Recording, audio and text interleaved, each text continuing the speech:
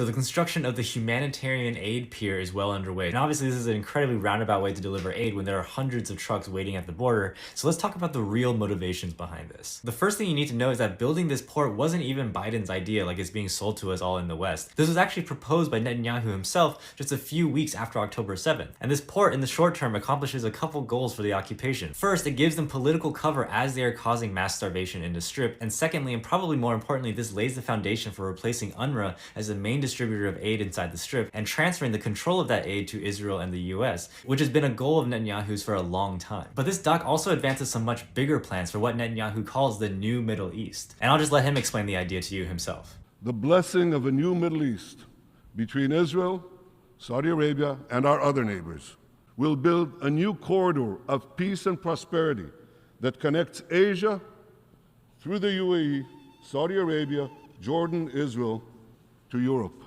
And by the way, this speech was just posted 5 months ago, just a few weeks before October 7th. So these plans have been in the works for a very long time. And if you take note of the countries in the Middle East in addition to Israel that are participating in this new corridor, it starts to make sense why certain Arab countries like Egypt, Saudi Arabia, and Jordan have been complicit in this genocide. And a few weeks ago, it was revealed that Israel is building a highway through Gaza Strip, splitting the north and south. And obviously this has huge implications for the flow of travel and the flow of resources and goods. Conveniently, the end of this highway lines up perfectly with where this new port is being constructed. So when we think about US imperialism and what settler colonialism looks like, this is what it looks like playing out in real time. As we all know, this has always been about exploiting the resources that are available to Palestinians off the coast of Gaza and creating this new trade corridor. The genocide that we're all witnessing is a part of this very same plan. It's by design. And not that you need it any more convincing, but Netanyahu even recently suggested that the port could be used for deporting Palestinians to other parts of the world. So whether we like it or not, the wheels of US empire are still turning and they're still carrying on with business as usual. They're waiting for us all to get tired, which means that we just need to stay loud. So if you haven't already,